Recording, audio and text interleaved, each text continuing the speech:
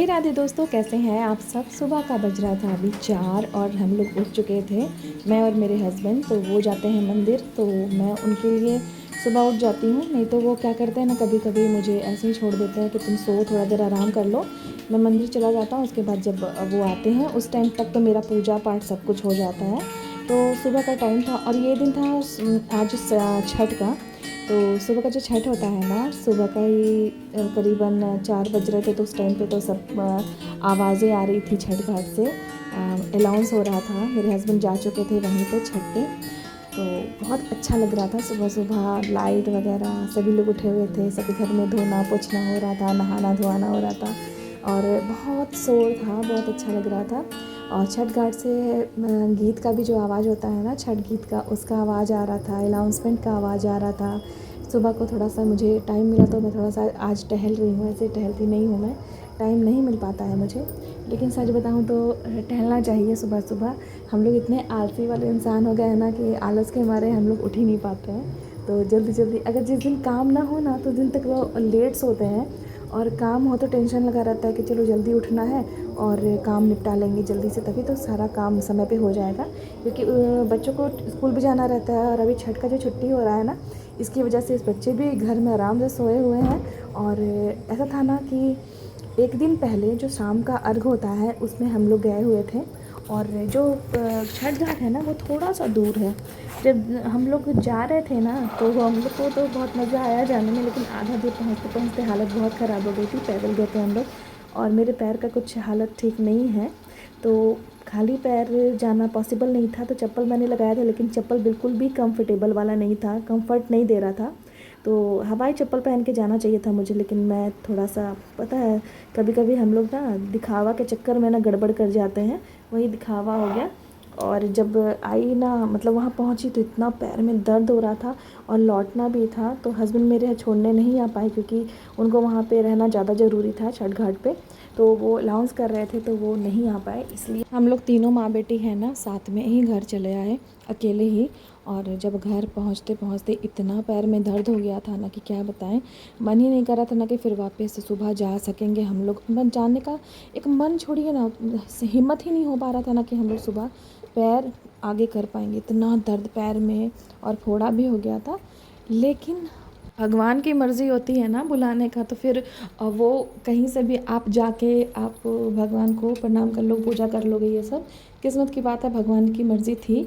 तो इतना टाइम तक तो मुझे नहीं पता था, जब मैं झाड़ू पोछा कर रही थी, घर को ठीक ठाक कर रही थी, किचन को सेट कर रही थी, उस समय तक, सुबह तक का मुझे कुछ भी नहीं पता था कि मैं जा पाऊँगी। क्योंकि एक हिम्मत है ना वो हार चुकी थी। जाने का मन था, लेकिन पैर के चलते, और टाइम भी देख रही थी कि काम बहुत है, अभी तक नहाई नहीं हूँ, पूजा नहीं की हूँ, कैसे जा पाऊँगी भाई। टाइम पे पहुँचना ज़रूरी था, और लगभग 4:45 हो चुके थे। तो मुझे समझ नहीं आ रहा था कि मैं अब क्या करूँ आगे। तो फिर सोची चलो ठीक है, देखते हैं, काम होते होते अगर टाइम रहते मैं सारा काम निपटा लूँगी तो फिर ठीक है, चली जाऊँगी। और अगर नहीं निपटा पाई तो फिर बात, भगवान छठी मैया बुला लें तो फिर जाएंगे, और नहीं छठी मैया का मन होगा तो नहीं जा पाएंगे। तो फिर सारा काम निपटाते चिपटाते बहुत एकदम, मतलब नहीं होता एक, पता नहीं होगा नहीं होगा, एक बीच बीच में बात लेकर, और मैं काम सारा निपटा रही थी। तो यहाँ किचन का जितना भी काम है वो सारा मैं निपटा रही थी। जल्दी से दूध बैठा दी कि चलो दूध भी मेरा खौल जाएगा यहाँ पे, तब तक इधर चना जो था उसको भी फूलने के लिए डाल दी थी। क्योंकि आज मन था कि सब कुछ छोला और भटूरा खाएँ, तो मेरा छोला भटूरा बनाने का बहुत मन कर रहा था, और बच्चों को खाने का भी बहुत मन था। तो मेरे पास जो भी घर में अवेलेबल सामान थी ना, उसके हिसाब से मैंने सारी चीज़ें अपना अरेंज कर ली। उसके बाद बाहर देखिए अभी भी अंधेरा है, और अभी देखिए थोड़ा थोड़ा उजाला हो रहा स्टार्ट हो चुका है। और हिम्मत मेरा बहुत, मतलब नहीं होता एक छोटा हो जाना कि अब तो जाना पॉसिबल नहीं है। बगल वाले घर में छठ हो रहा था, और वो लोग तो चले भी गए थे, कोई था ही नहीं। मुझे लग रहा था अब मैं कहाँ जा पाऊँगी, सूर्योदय हो जाएगा, अर्घ भी पड़ जाएगा, और सब कोई घाट से चले भी जाएंगे, तब तक मैं पहुँचूँगी। तो जाने का क्या मतलब, मन ही नहीं कर रहा था। फिर यहाँ पर घर दिखा रही थी कि थोड़ा सा आप लोग को दिखा दूँ मेरा घर कैसा लग रहा है। दिवाली के टाइम पे मैं एकदम ठीक से किसी को भी वीडियो ब्लॉग कुछ भी शेयर नहीं कर पाई हूँ। शॉर्ट वार्ट जो भी 1-2 ठो वीडियो गया है वो गया है।